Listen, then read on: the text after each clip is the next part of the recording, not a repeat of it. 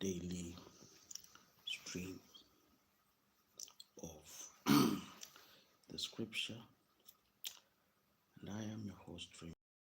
Happy to host you this 1 hour. I will not take a lot of time like before because the weather patterns has changed. Now it's no longer warm. Staying here for long periods, I might catch a cold. But that notwithstanding, we'll continue reading the scripture and we'll continue adding to our knowledge. Yesterday I left you at Samuel chapter 19, and let's continue. Job was told, and Joab was the commander of the army, the king is weeping and mourning for Absalom, and the whole army. The victory that day was turned into mourning, because on the day the troops had, it said, the king is grieving for his son. The men stole into the city that day as men steal in who are ashamed when they flee from battle. The king covered his face and cried loud, "Oh, my son Absalom, Absalom, my son, my son." Then Joab went into the house to the king and said, "Today all your men who have just saved your life and the lives of your sons and daughters and the lives of your wives and concubines. You love those who hate you and hate those who love you." You have made it clear today that the commanders and their nothing to you. I see that you would be pleased if Absalom were alive today and all of us were dead. Welcome to this channel. If you're new to this channel, you can subscribe, comment. I'll be more than happy to host you. We're reading from the book of 2 Samuel. We're in chapter 19. Now go out and encourage your men. I swear, welcome to this channel. I swear by the Lord that if you don't go out, not a man will be left with you by nightfall. This will be worse for you than all the other calamities that I'm good. Welcome to this channel. I'm very happy to host you. Please subscribe if you have not subscribed. We are reading from 2 Samuel 19. So the king got up, took his seat in the gateway.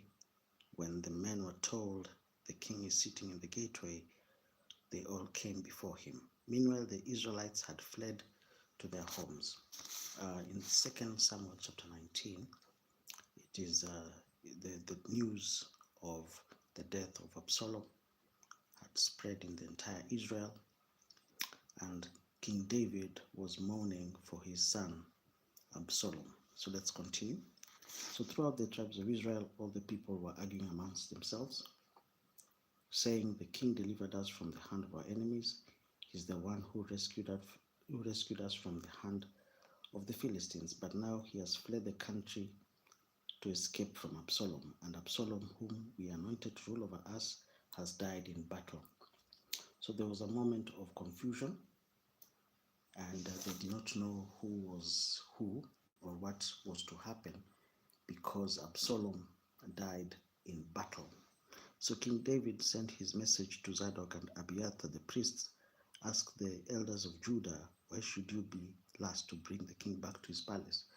So of course, back to his tribe of Judah and galvanized his support. Since what is being said throughout Israel has reached the king at his quarters, "You are my relatives, my own flesh and blood. So why should you be the last to bring back the king?" And say to Amasa, "Are you not my own flesh and blood? May God deal with me, be it ever severely, if you're not the commander of the army for life, in place of of Joab. He won over the hearts of the men of Judah so that they were all of one mind. They sent word to the king, um, return you and all your men. Mhm. Then the king returned and went as far as the Jordan. Now the men of Judah who had come to Gilgal to go out and meet the king and bring him across the Jordan, Shimei the son of Gera, the Benjamite from Bahurim, hurried down with the men of Judah to meet King David. With him were 1,000 Benjamites along with Ziba, a steward. It's okay. I hope that it's like a lullaby. Oh, no, no problem, no problem. As long as you are listening to the word, it's good. They reached, okay.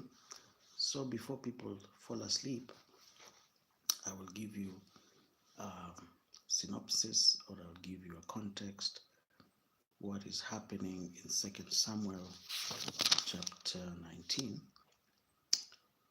Here there was confusion because Absalom had taken over the kingdom. He had installed new leaders, and now David was to return back to Jerusalem to his old position. When Shimei, the son of Gera, crossed the Jordan, he fell prostrate before the king and said to him, "May my lord not hold me guilty. Do not remember how your servant did wrong on the day my lord the king left Jerusalem. May the king put it out of his mind, for I, your servant, know that I've sinned, but today I've come here as first from the tribes of Joseph to come down and meet you, my lord." Then Abishai, the son of Zeruiah, said, "Shouldn't Shimei be put to death for this? He cast the Lord's anointed." David replied, "What does this have to do with you, sons of Zeruiah? What right do you have to interfere? Should anyone be put to death in Israel today? Don't I know that today I'm king over Israel?" So the king said to Shimei, "You shall not die." And the king promised him on oath. Now remember the story of Mephibosheth, the grandson of Saul, who changed. He was disloyal when Absalom, during the uprising of Absalom. So Mephibosheth, before the uprising, Mephibosheth was promised all the land that belonged to King Saul. But during the uprising of Absalom, he changed sides and remained in Jerusalem when people were galvanizing around King David. When David came back to power, he promised his servant Ziba that all the lands belonging to Mephibosheth will be transferred to Ziba. It's a very, very interesting story that we covered yesterday. So let's continue. So Mephibosheth, Saul's grandson, also went down to meet the king. He had not taken care of his feet. He had not trimmed his mustache or washed his clothes from the day the king left until the day he returned safely. When he came from Jerusalem to meet the king said to him, "Why didn't you go with me, Mephibosheth?" He said, "My lord, my king, since I'm your servant, I'm lame.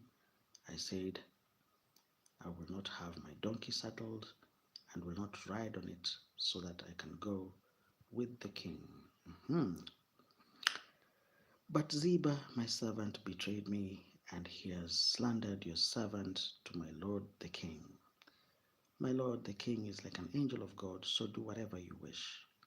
All my grandfather's descendants deserve nothing but death from my lord.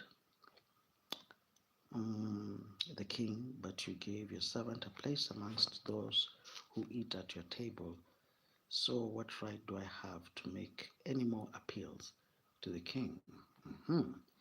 The king said to him, why say more? I order you and Ziba to divide the land. Mephibosheth said to the king, let him take everything, now that my lord, the king, has returned home safely. So because of the loyalty of this man, of the servant of Mephibosheth, Ziba was able to receive, or there was a transfer of land to Ziba. Let us continue. Barzillai the Gilead also came down from across the Jordan with the king and to send him on his way from there. Now Barzillai was very old, 80 years of age. He had provided for the king during his stay in Mahanaim, for he was a very wealthy man. You see, this word Mahanaim, most people pronounce it as Mahanim, but it's a Jewish word. It's Mahanaim. Okay, so David, when during his stay in a place called,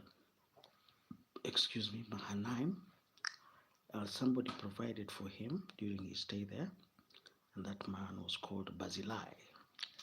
The king said to Barzillai, cross over to me and stay with me in Jerusalem, and I will provide for you. Welcome to this channel. I'm very happy that you came today.